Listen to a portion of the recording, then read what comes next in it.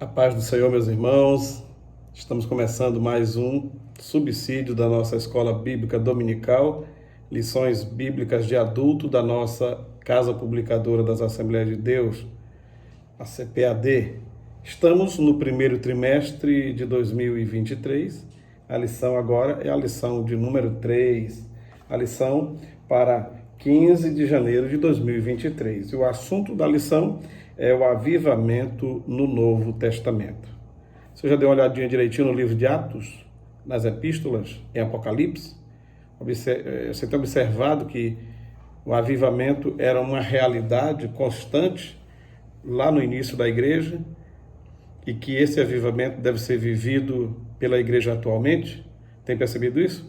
Então vamos dar uma rápida panorâmica sobre o avivamento no período do Novo Testamento. Este é o assunto da lição deste domingo, o avivamento no Novo Testamento. Diz assim o texto áureo: Jesus respondeu e disse-lhe: se tu conheceras o dom de Deus e quem é o que te diz, dá-me de beber, tu lhe pedirias e ele te daria água viva. João 4:10. A verdade prática. A palavra de Deus revela raízes de um verdadeiro avivamento espiritual que perpassa a história. Perpassa a história. Não parou no tempo, não cessou, não ficou para trás. O Espírito Santo é o mesmo, Deus é o mesmo, a sua palavra é a mesma. Então, o avivamento também é permanente. Tudo bem?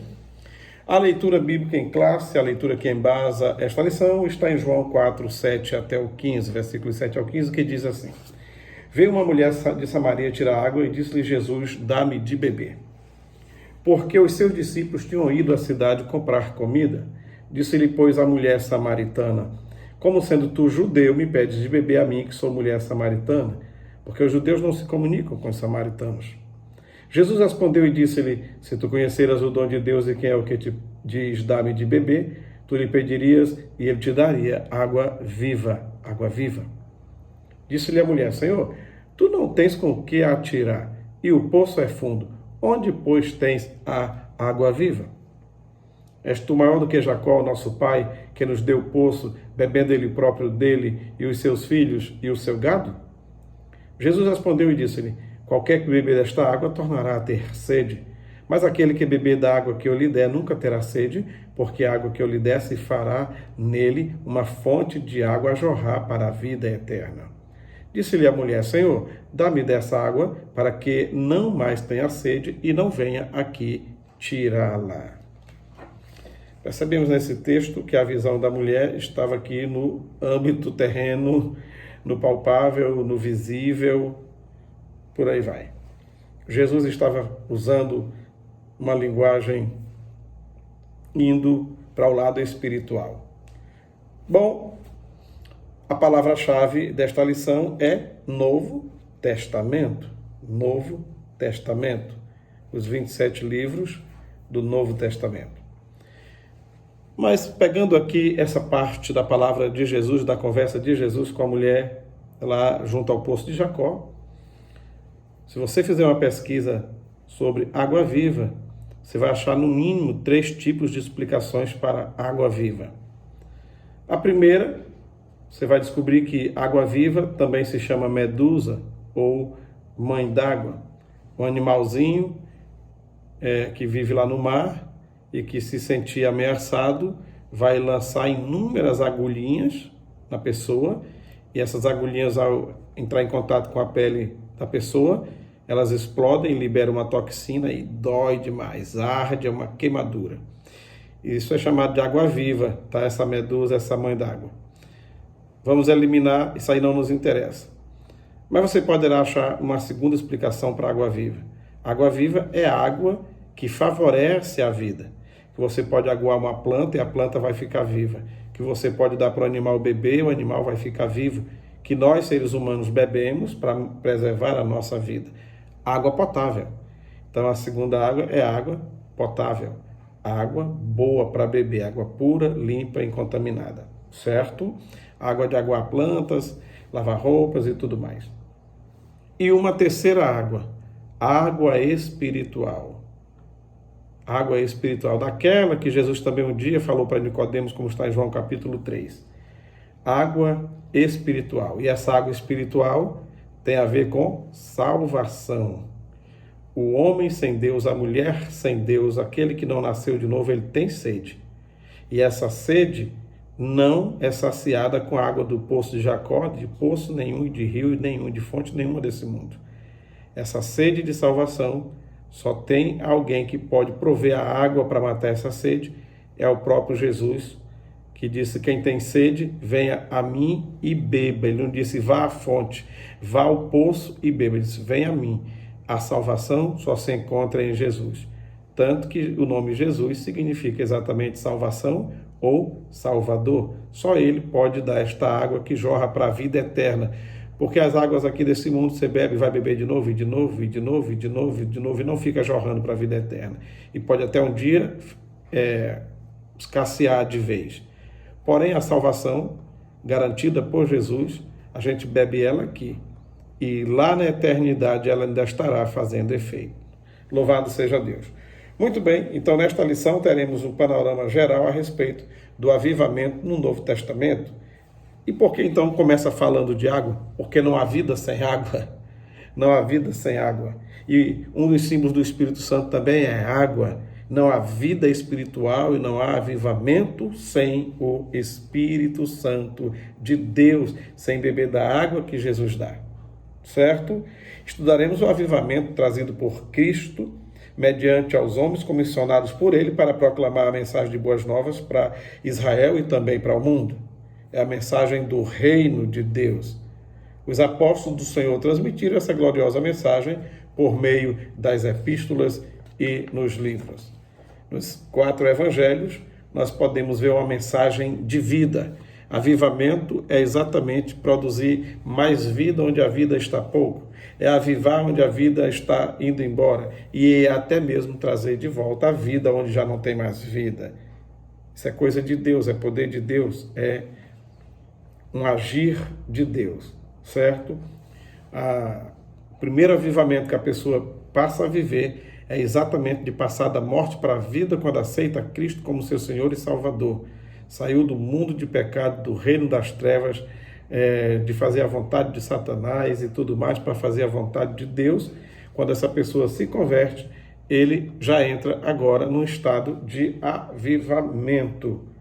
avivamento. É o encontro com o Senhor Jesus Cristo. E esse encontro entre o Salvador e a mulher samaritana, no texto que lemos agora há pouco, mostra que o fruto da mensagem divina traz vida aos que estão mortos espiritualmente. Então esse é o maior avivamento, ter certeza de salvação, que o nome está escrito no livro da vida. Tá? Bom, e aí nós vemos avivamentos tanto em Mateus, como em Marcos, e também em Lucas, e em João, de onde foi extraído esse texto da conversa de Jesus com a mulher samaritana. Olha, no avivamento de Lucas, a gente percebe que Lucas, ao escrever, nenhum outro evangelista retratou tão bem a humanidade de Jesus. E Lucas registra o nascimento singular do Salvador, a mensagem dos anjos aos pastores e o novo tempo que chegava para Israel e o mundo, ou seja, era o avivamento enviado dos céus através da pessoa bendita de nosso Senhor e Salvador Jesus Cristo. No livro de Atos, vendo a promessa do derramamento do Espírito Santo começar a se cumprir, por não se cumpriu na totalidade lá, no dia de Pentecostes apenas começou. E o Espírito Santo vem sendo derramado ao longo de todos esses anos da história da igreja, esses 2000 anos de história da igreja. Então o livro de Atos foi o começo, não foi,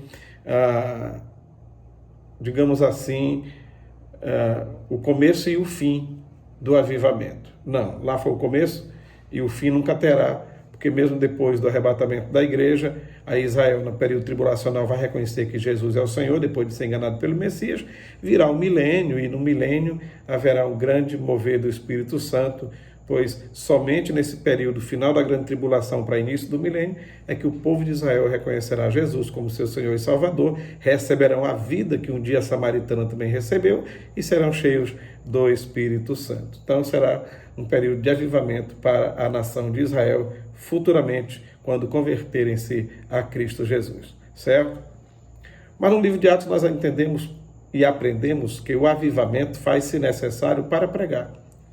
Jesus podia ter dito, olha, vão lá e comecem a trabalhar e fazer tudo aquilo que eu ensinei. Mas ele disse, não, ficar em Jerusalém, esperem a promessa. Não vão enquanto não forem revestidos de poder.